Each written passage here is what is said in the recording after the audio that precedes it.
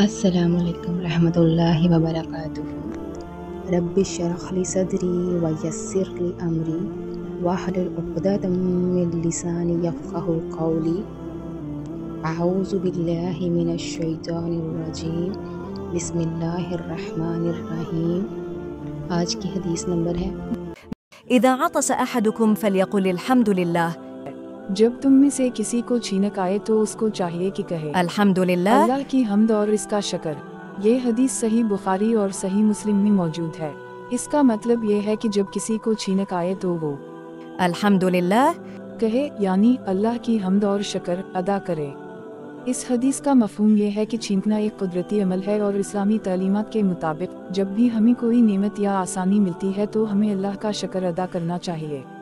چھینک آنا ایک فطری ردعمل ہے جو کہ صحت کے لیے مفید سمجھا جاتا ہے، لہٰذا اس پر الحمد للہ کہنا اللہ کا شکر بجا لانے کے مترادف ہے۔ اس کے بعد دوسرے لوگوں کو یرحمک اللہ، اللہ تم پر رحم فرمائے کہنا چاہیے، اور چھینکنے والے کو جواب میں یہدیکم اللہ ویصلح بالکم، اللہ تمہیں ہدایت دے اور تمہاری حالت سنوارے کہنا چاہیے۔ یہ عمل مسلمانوں کے باہمی تعلقات میں محبت اور خیر سگالی کا باعث بنتا ہے۔ تو آئے اور میرے پیچھے دہرائے۔ اذا عطس احدکم فلیقل الحمد للہ، اذا عطس احدکم فلیقل الحمد للہ۔ جب تم میں سے کسی کو چھینک آئے تو اس کو چاہیے کہ کہے الحمد للہ۔